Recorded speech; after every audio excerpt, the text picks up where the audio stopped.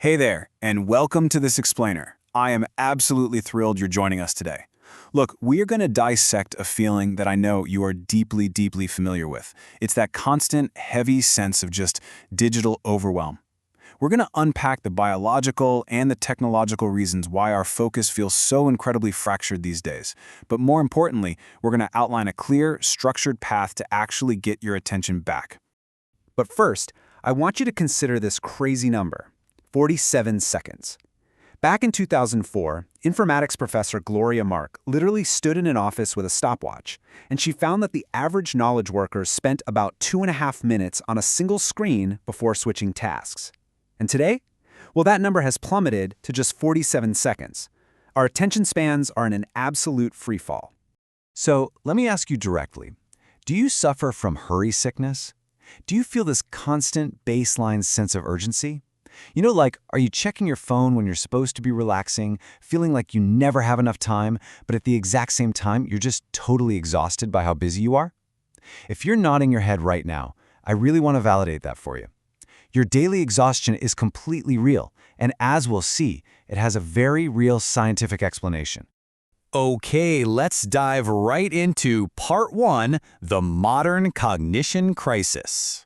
Which brings us to Part 2, your brain on distraction. And this brilliantly illustrates the problem. Neurology professor Dr. Adam Gazzaley points out that we are essentially walking around with these ancient brains that are just completely drowning in a high-tech flood. To understand how to fix this, we have to look under the hood at the tug-of-war happening inside your head. On one side, you've got your bottom-up, reactive brain. This is your primitive, threat-detecting system. It's reflexive, it's highly emotional, and it's super easily hijacked by sudden stimuli, like a loud noise, or you guessed it, a phone notification. On the other side is your top-down, thinking brain. Located right there in your prefrontal cortex, this is your cognitive control center. It handles executive function, goal setting, and voluntary focus. The problem? Our modern world constantly triggers that reactive brain, totally exhausting our thinking brain. Now, you might be thinking, oh, simple. I'll just turn off my notifications to protect my focus, right? Well, Gloria Mark's data reveals a much deeper issue. Yes, 50% of our interruptions are external, but get this, the other 50% are internal. Because we are so habituated to distraction now, when our environment finally gets quiet, our brains actually generate the urge to self-interrupt. We have literally trained our own minds to crave the distraction. No way around it. And this leads us to the ultimate modern trap, multitasking. We do it because it makes us feel super productive, but guys, it's a massive illusion. The human brain actually cannot multitask. It can only shift task, which means rapidly bouncing from one thing to another. And the cost of doing this is just staggering. People who work this way get 40% less accomplished, and their functional IQ actually drops. You are quite literally destroying your cognitive bandwidth and slowing yourself down. So, how do we fight back? Let's take a look at Part 3, the power of the pause. To stop this endless shift tasking, we need a really actionable solution. Let's take a breath, lower the tempo a bit, and look at how to build a 1-second mental gap. Before you automatically react to a ping, an email, or even that internal urge to check the news, you create a deliberate pause. In that single, tiny second, you engage your top-down thinking brain, and you consciously choose where to direct your focus, rather than letting your bottom-up brain just reflexively take the wheel. To actually build this mental muscle, productivity expert Rasmus Hugard suggests the ABCD mindfulness training method, and it's highly practical, which I love. A is for anatomy, just sit upright and release physical tension. B is for breathing, use your breath as an anchor. C is for counting. Count those breaths to really hone your focus. And D is for distractions. Because your mind is going to wander. It absolutely will. And when it does, you just relax, release the distraction, and return to the breath. Just 10 minutes of this a day physically rewires your brain for better attention. Now, what's really interesting about this slide is how we apply that newly trained focus to our actual day using Franklin Covey's time matrix. Think about it. We waste so much time sorting the gravel in quadrant 3, the distractions, in quadrant 4, which is just pure waste. The absolute goal here is to spend our time in quadrant 2. This is the zone of extraordinary productivity, where tasks are important, but they aren't urgent.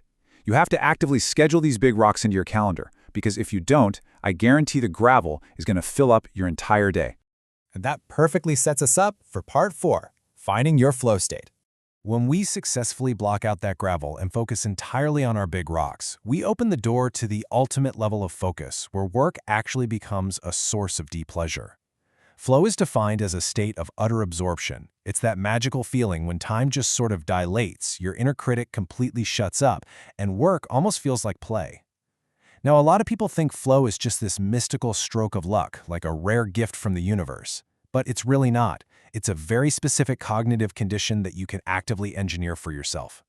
To trigger this flow state, you have to design your environment and your tasks around some very specific conditions. First, you need absolutely clear, uncomplicated goals with defined success metrics. Second, the task has to be challenging, pushing you just slightly beyond your comfort zone, but it still has to be achievable. You also need intrinsic motivation, meaning you're doing it for the satisfaction of the work itself. And crucially, you require total, complete freedom from both external notifications and those internal anxieties we talked about. So, the absolutely crucial point here is this. You cannot achieve flow if you are multitasking. It's impossible. Retraining yourself to monotask is the mandatory replacement for the multitasking trap. You literally have to schedule your day into short, fiercely protected sessions where you work on one single thing until it's done or until your timer goes off. I'm not going to lie, it will feel uncomfortable at first, but it is the only real gateway to flow. Finally, let's take a breath and move to part 5, the art of slowing down. To truly master monotasking and reclaim our attention, we actually need to adopt a broader philosophical shift here. We've got to step away from this cultural obsession with constantly rushing. There's this great old German fable about a mythical trickster named Till Eulenspiegel. He's walking down a bumpy road when a rushing coach driver flies by and asks how far it is to the next city.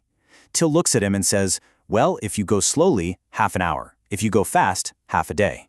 The driver curses him, whips his horses to a dead gallop, and probably breaks his axle in a pothole, leaving him stranded for the rest of the day. It just beautifully illustrates a universal truth: rushing blindly leads to friction, mistakes, and burnout. Moving deliberately actually gets you there faster. But here's the catch. Sustaining this deliberate, focused, slow path requires real physical and mental fuel. You can't maintain cognitive control if your brain is literally starving. You have to actively tend to these 5 energy drivers. Move your body to boost your brain power. Eat nutritious food to avoid those nasty energy spikes and crashes. Prioritize high-quality sleep to clear out cognitive waste.